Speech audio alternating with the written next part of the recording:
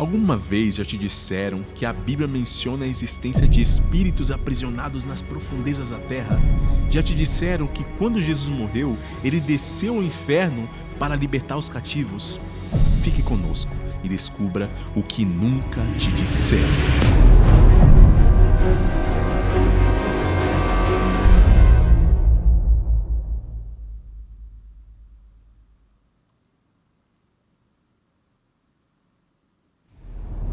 Os defensores da imortalidade da alma, eles utilizam frequentemente esta passagem. E claro, fora de contexto, para demonstrar as suas ideias preconcebidas que têm sido transmitidas de geração em geração ao longo de 6.000 anos. Eles interpretam alguns elementos literalmente e, como consequência, surgem alguns obstáculos que eles preferem dessa forma evitar, mas que qualquer pessoa que deseje realmente fazer a vontade de Deus e ouvir a sua voz, a sua palavra, ele não pode evitar. Procedamos à análise da passagem em questão. Porque também Cristo sofreu uma vez pelos pecados, o justo pelos injustos, para nos levar a Deus, sendo morto na carne, mas vivificado no Espírito. O versículo aqui, ele mostra a morte única e vicária de Cristo para o pecador e apresenta aqui a esperança que o crente tem em vista da vitória do nosso Senhor sobre a morte, de que ele não permaneceu ali na sepultura, mas ele ressuscitou vivificado em Espírito. Contudo, Cristo não estava apenas morto até a carne na crucificação. Ele já tinha morrido até a carne em vida. E é a mesma coisa que o cristão deve fazer se um dia quer encontrar ao seu Senhor. Paulo falou: morro diariamente. Isto é, ele deve viver no Espírito. Portanto, agora nenhuma condenação há para os que estão em Cristo Jesus, que não andam segundo a carne, mas segundo o Espírito. Mas se Cristo está em vós, o corpo na verdade está morto por causa do pecado, mas o Espírito vive por causa da justiça.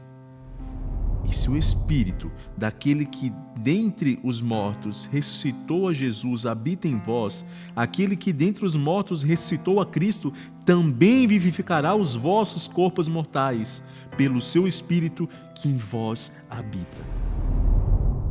Porque se viverdes segundo a carne, morrereis, mas se pelo Espírito mortificardes as obras do corpo, vivereis.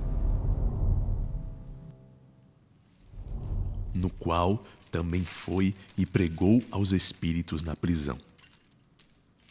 A expressão aqui, no qual, ela faz referência a em espírito, indicando o tempo em que Cristo estava com o Pai, ainda antes da encarnação ou antes da tomada da natureza humana, o seu estado espiritual.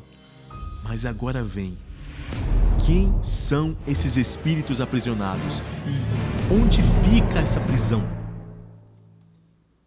No livro de Atos, há um personagem ali, chamado Simão, o mago, que se encontrava ali nessa mesma prisão a quem Pedro disse: arrepende-te, pois, desta tua maldade, e roga a Deus, se talvez o pensamento do teu coração te foi perdoado.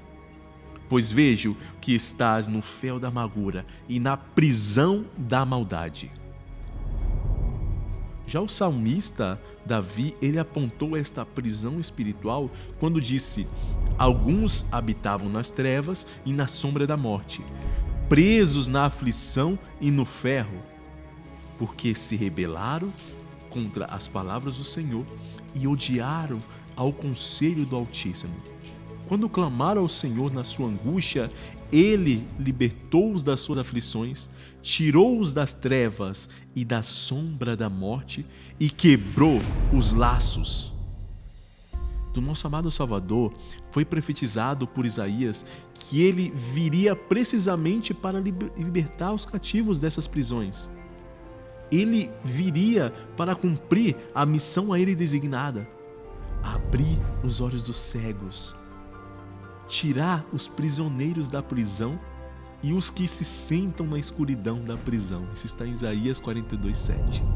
Assim, pode concluir que a prisão que o verso ali apresenta, ela não é literal, mas ela é então simbólica. Ela não é uma prisão que se situa nas profundezas ali da terra, mas ela se refere à prisão do pecado, na qual Cristo, ele garantiu: e conhecereis a verdade, e a verdade vos libertará. Por outras palavras, qualquer pessoa que não tenha aceitado a Cristo no seu coração como seu salvador pessoal, essa pessoa está encarcelada, ela está presa e, portanto, morta para os delitos e os pecados. As palavras espíritos em prisão que foram expressadas nessa passagem se referem sem dúvida a pessoas. A palavra espírito nesse verso, ela tem a origem no grego pneuma, que significa vento, respiração, espírito. E a respiração ela é uma das características distintivas dos seres vivos, mas aqui, devido a sinédoque, que é uma figura de linguagem que uma parte de algo é tomada como todo, pneuma aqui então significa pessoa. E, por exemplo, em 1 Coríntios capítulo 16, versículo 18, essa palavra meu espírito aqui significa eu. E em Gálatas 6:18 e também em 2 Timóteo capítulo 4, versículo 22, a palavra o teu espírito ou o teu espírito significa vós ou tu. E, portanto, estes espíritos aqui, essas palavras, podem ser consideradas seres humanos, pessoas vivas. E o versículo 20 indica quem são esses espíritos aprisionados. Aqueles que uma vez desobedeceram, quando uma vez esperei pela paciência de Deus nos dias de Noé, enquanto a arca estava sendo preparada, no qual algumas pessoas, isto é, 8, foram salvas pela água. O versículo ele apresenta que foram os antediluvianos, o povo a quem Cristo pregou antes de vir à terra através de Noé. E, por outras palavras, podemos dizer que Noé pregou no seu tempo com o Espírito de Cristo. Nós podemos ainda afirmar com a primeira carta a Pedro, capítulo 1, versículo 10 e 11, onde deixa bem claro ainda: os profetas que profetizaram da graça que vos estava destinada, inquiriram e diligentemente perguntaram sobre esta salvação, procurando que pessoa e que tempo o Espírito de Cristo estava neles, que anunciaram de antemão o sofrimento de Cristo e as glórias que virão depois dele. A Escritura, ela aponta a Noé como o arauto da justiça. Ele foi o arauto, ele foi um mensageiro de Deus para aquela época. E, portanto, é uma coisa absurda pensar que Deus teve que enviar Jesus para pregar àqueles que não viram a Noé. E nisso, Pedro, ele é enfático.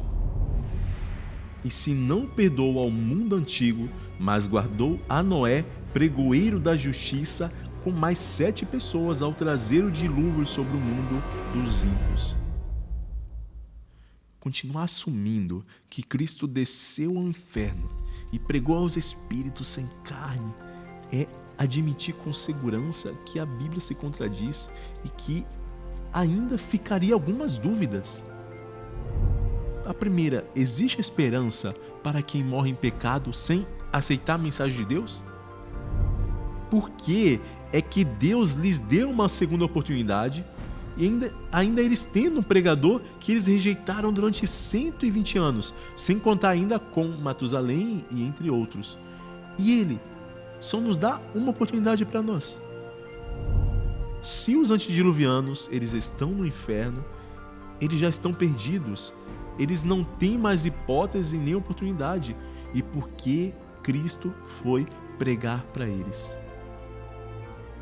Como pode um ser inconsciente ouvir ou falar quando a Bíblia ela reflete que os mortos não sabem de nada? Porque os que vivem sabem que morrerão, mas os mortos nada sabem, nem têm mais recompensa, pois a sua memória é esquecida. Por quê? por que Cristo ele não foi pregar aos habitantes de Sodoma e Gomorra, que também morreram por causa dos seus pecados? Por que ele não foi pregar ali aos egípcios que morreram no Mar Vermelho, aos filisteus ou outros, mas foi pregar exclusivamente àqueles que uma vez desobedeceram, quando uma vez esperaram pela paciência de Deus nos dias de Noé, ou seja, aos antediluvianos? E se essa história indica realmente isso, Deus é injusto e ainda faz acepção de pessoas. Isto foi o que nunca te disseram.